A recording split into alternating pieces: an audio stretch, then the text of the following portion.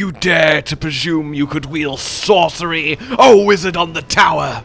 But you do not know who you face, for I have mastered the ultimate in magic, spinning a stick!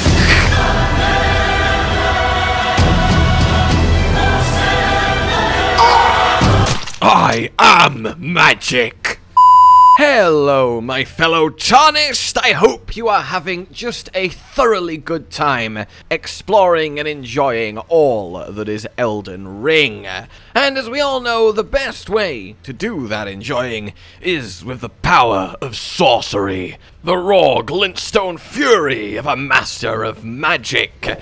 So if you're on Team Spellcaster, well, I've got good news for you, because I'm here to tell you how to get the best Glintstone staff, or at least the best one that you will find for tens and tens and tens of hours across the first multiple massive zones of the game, straight away, veritably easily, and also the location of the Sorcerer teachers that will give you a roster of new spells, and some even more potent discoveries beyond that for all of your blowing things up needs. So first and foremost then, we want to go have a little chat with our Sorcerer trainer in Limgrave. They are located in the Waypoint Ruins, and if your intelligence is high enough, the Astrologer just starts with enough intelligence, and I assume if you're going sorcery, you have chosen to start as the Astrologer, will train you in the ways of spells, and by train I mean we'll just sell you new spells. Now granted, none of these are actually that good.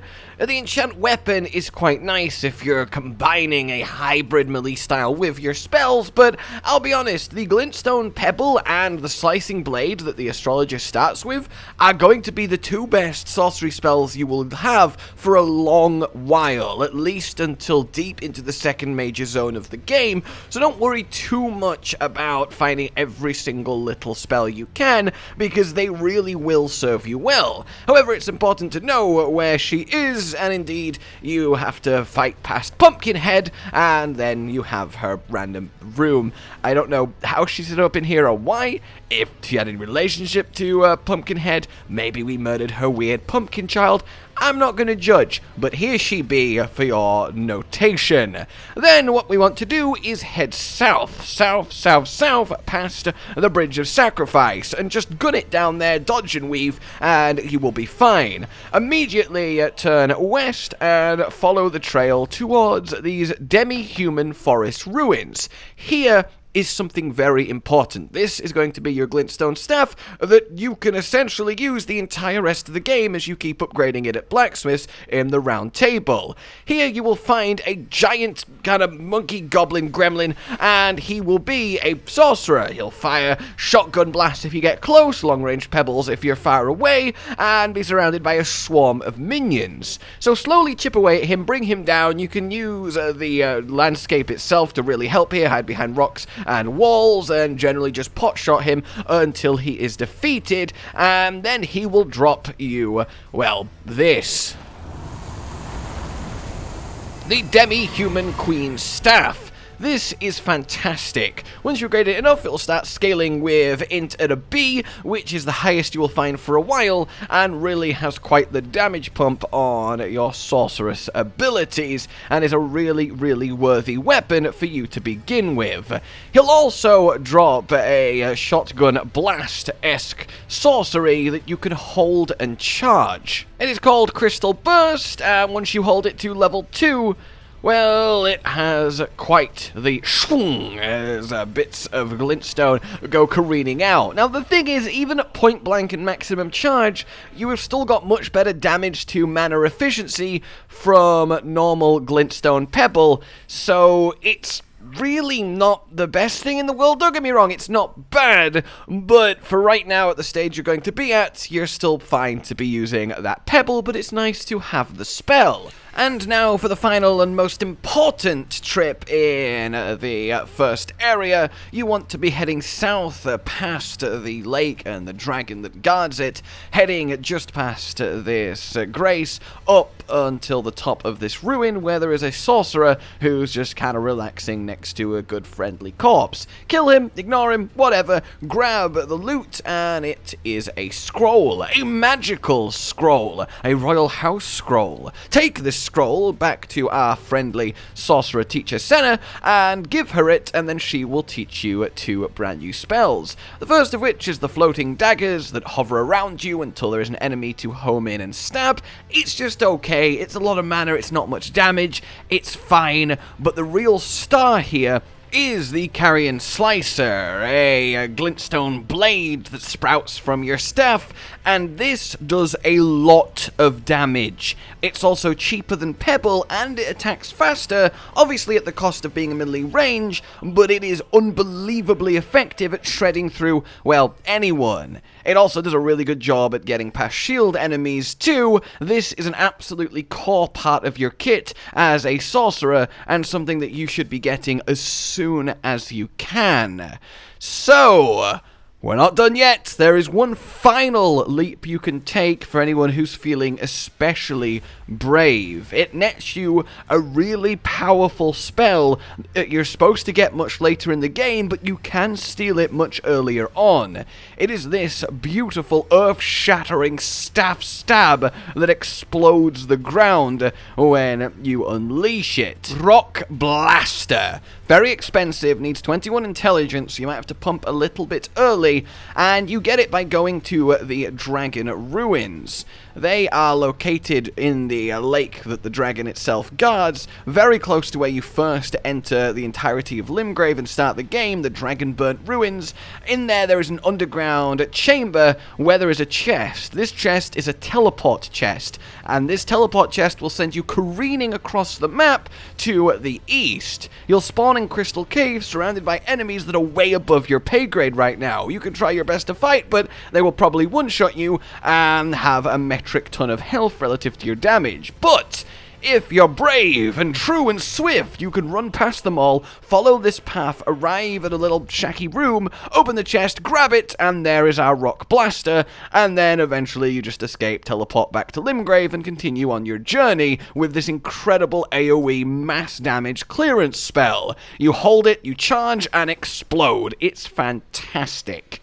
So that is how to best mine Limgrave itself, but it does continue. Once you've had your fill, and you do indeed decide to progress the main story and head over to Stormvale Castle, you will eventually, as you make your way through it past the first story boss, get to another sorcerer that you can learn from.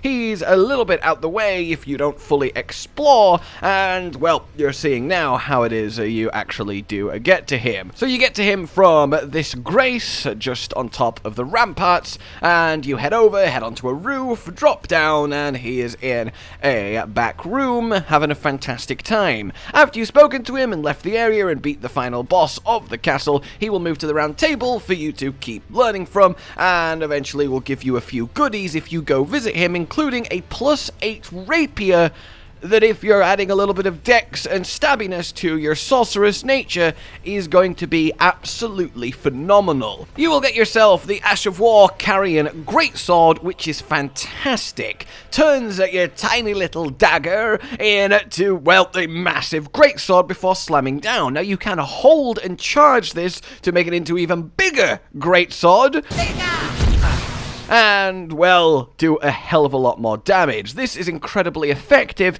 if you have the time to actually make it happen and can safely get close enough. He'll also give you the spinning weapon Ash of War, which basically is an incredibly high poise-breaking move and can lock down any enemy you are spinning on as you, I don't know, maybe push them off a tower or something like that at all. It's not the most effective, it's just kind of funny. It doesn't, like, block projectiles or anything. I tried and got shot for my efforts, but it is definitely there. The main star here is the Carrion Greatsword. Oh, and one of the main things to add about the Carrion Greatsword, other than the ability to do the Greatsword, is it makes the weapon that you put on it scale damage with int, which obviously really enhances your stabby prowess as someone who will be pumping your int. So it's all around a fantastically important ashes to get as a sorcerer for a phenomenal melee combat fallback option.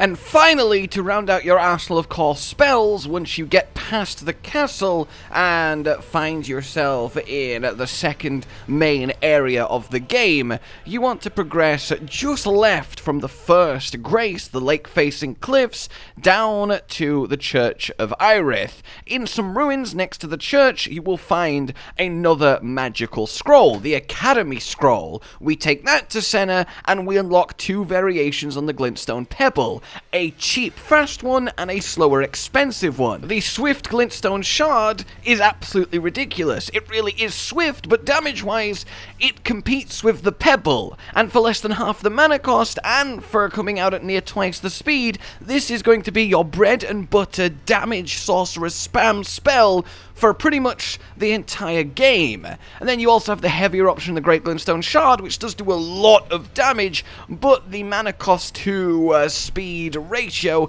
is kinda bad with it, but it's still definitely worth having. But that Swift Glintstone Shard, that is the one, and you want to get it as soon as you first get past the first major boss, get your first Great Rune, and get into the second area. And then you get access to these three towers, which just unlock a whole other world of magic, fun, and mayhem, but I don't want to delve too far into that now, because this, unlike everything else I've said, is fairly deep into the game, and is going to need some time investment to get there. But know that your sorcerer's journey is filled with promise and a bright future. I hope that has indeed helped, and if it has, well, please like the video, subscribe for plenty of more Elden Ring tips and tricks, please consider supporting the future of the channel on Patreon down below, and until we meet again, a goodbye.